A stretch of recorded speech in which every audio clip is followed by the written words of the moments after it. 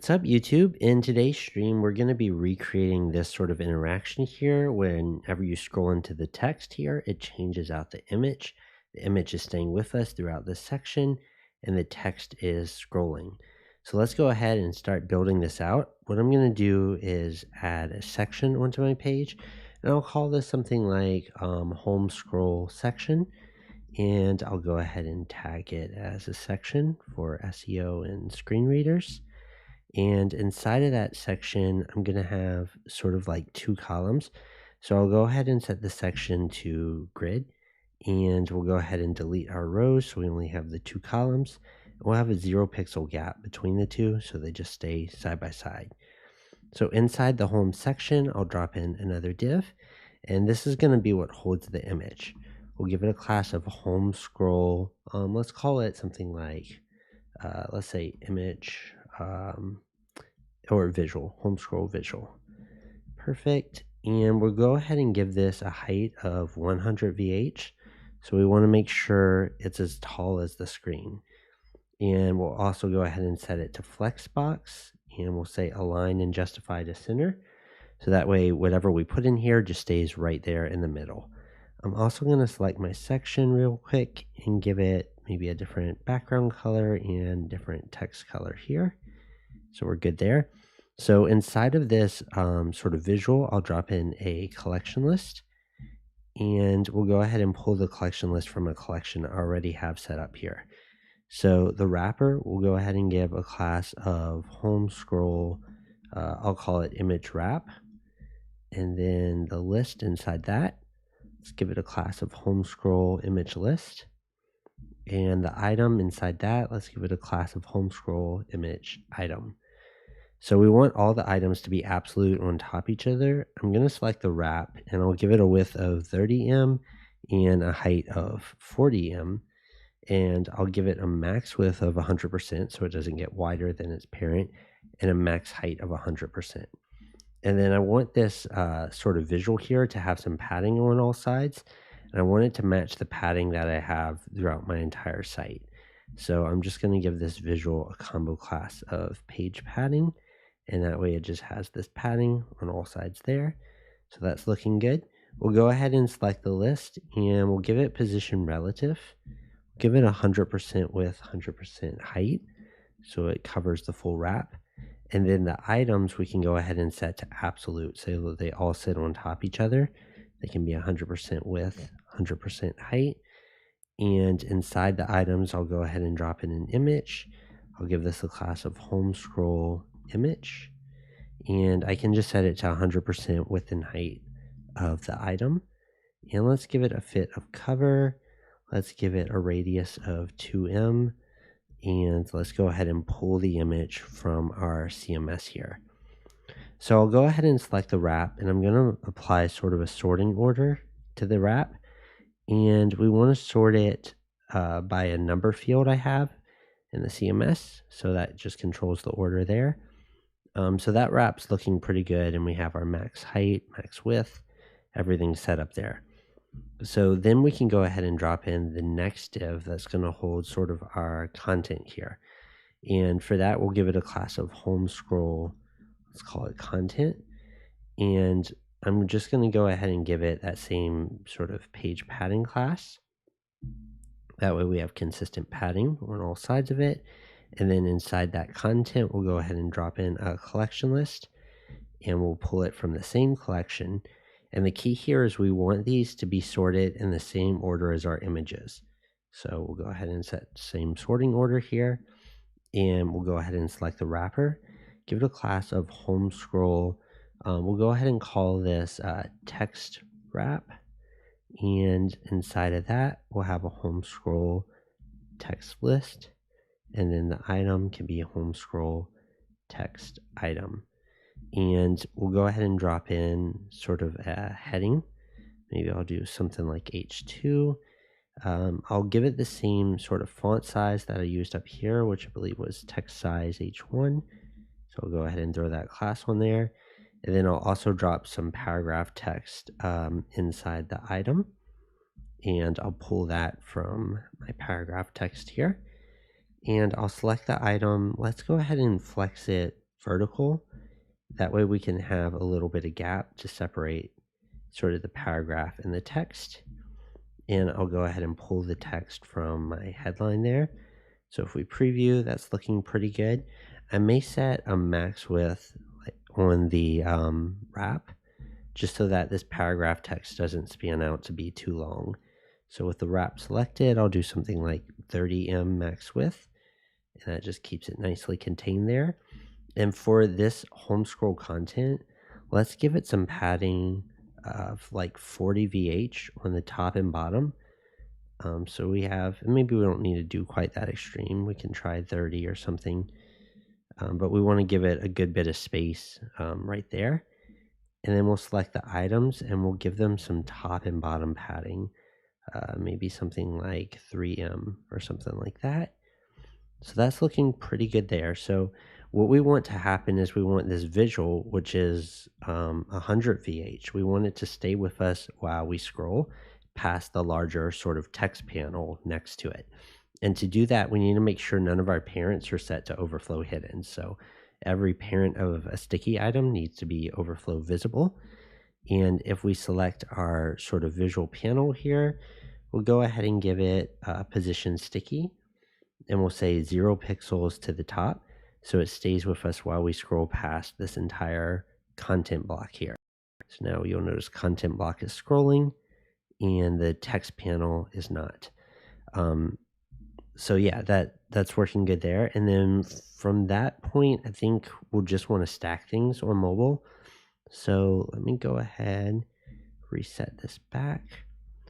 So here on tablet, what we're going to do is set this visual column to display none. We don't want to see it at all.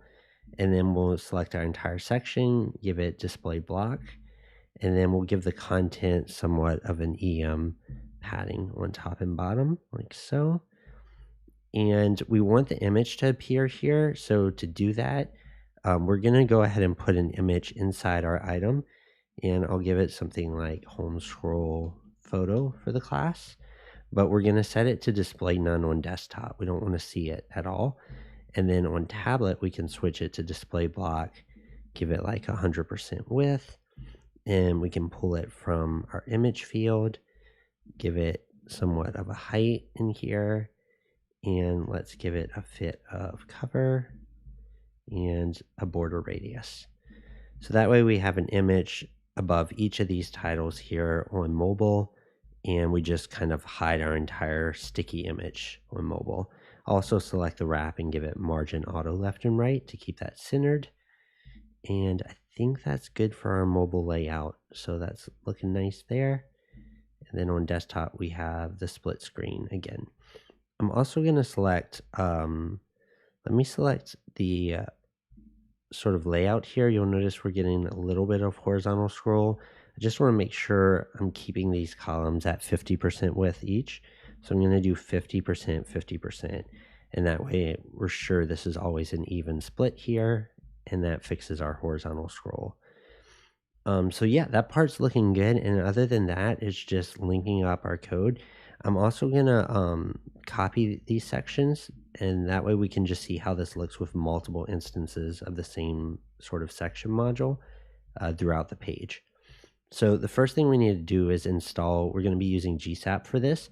And if we go to greensock.com/install, we need the GSAP core library and we need the scroll trigger library, since we're going to be animating this on scroll. So I'll go ahead and copy those two, and we'll head over to our page settings. We usually want to put this in the before body tag section right here. And then I like to write my code in Code Sandbox just to make it a little easier to catch errors and work faster. So to do that, you can create a free Code Sandbox account and then create a blank project, new from a template, and just use the static template here.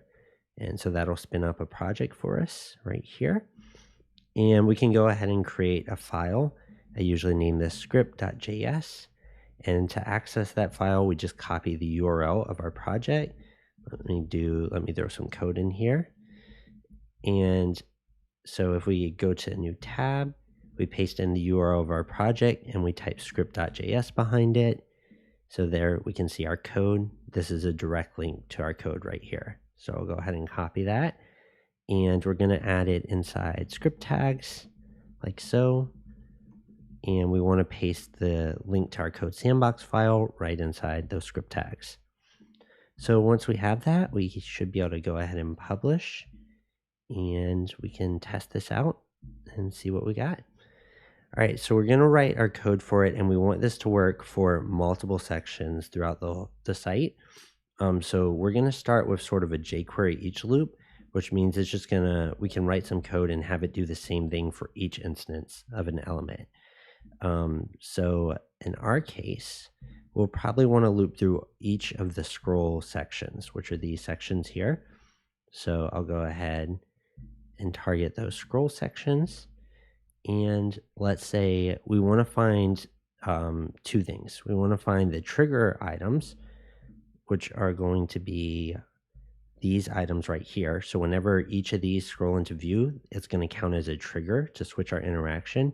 And then we want to find our target items, which are going to be these items here. And we want to change sort of opacity and different things on these targets. So I'll start with the trigger items. We'll copy the class of these sort of text blocked items here. And we'll target those collection items. So I'll say create a variable called child triggers. And I'll grab the section I'm currently looping through. That's this. And we'll find the text items inside of this section we're looping through. And then we'll create another variable called child targets. And we want to find the section that we're looping through. And then we want to get something inside of that section. And in our case, we're going to be getting these items here, the images. Those will be our targets. So we have those two, and then we're going to create a function that we can basically reuse. We can call this anytime we want to switch the class on those items. We'll be adding like a combo class of isActive to these. So I'm going to create a function called makeItemActive, and then we can pass in an index or a number of the item that we want to make active. And we're going to grab all of our child triggers, and we're going to remove a class from them of isActive first. So it just like clears it out if any of them were active previously. And we'll do the same thing for our child targets. We want to clear out the isActive class from both of those. Then we want to grab the triggers inside of the section, and we want to grab only the one that matches the number we passed into our function. We can pass in any number. So maybe we'll say we'll grab the first trigger, and we want to add a class to it called isActive. And then we'll do the exact same thing with our target. So we'll grab all our targets, we'll filter it only down to the one that matches the number we passed into the function, and we'll add the class of isActive to that target. So we're clearing out the class of isActive from the trigger and targets and adding it only to one trigger and target inside the section. So what do we want that class to do? Well, we're going to turn the opacity down of all of these image items here, and we'll apply a transition to opacity. Maybe we'll do like 300 milliseconds or something. And whenever we add the isActive class on, we want to turn the opacity back to 100 only for that item that has the isActive class. So now when we add that class, we see it fade up. And then for all of these items here, we want the opacity to be something like 20%. And whenever we add isActive on, we want to turn the opacity up to 100%. And again, I'll add the same transition to opacity, 300 milliseconds. So that way we see it fade when we add this class on. And then on tablet, we want to just turn the opacity back on the default class to 100. That way when it's adding and removing the class, we're not really seeing anything happening on tablet because isActive and the default will both be 100% on tablet. So that's looking pretty well there. So if we publish this and we come back and we refresh, so nothing has the class of isActive right now in either of our sections here. So what we want to do is make the first item active on page load. And to do that, we can just run this function we've already created and pass in 0. So we're making the first item in both list active when page load. So if we save that, there we go. We get first item active here and first item active here in each list. So now next we can really just create our scroll trigger. I'll create scroll triggers, and we want to create a trigger for each of these items in the list. So when this item comes into view, we want to do something. When this item comes into view, do something else. So each one of these sort of trigger items will get their own scroll trigger instance. And to do that, we just need a nest in each loop inside of another each loop.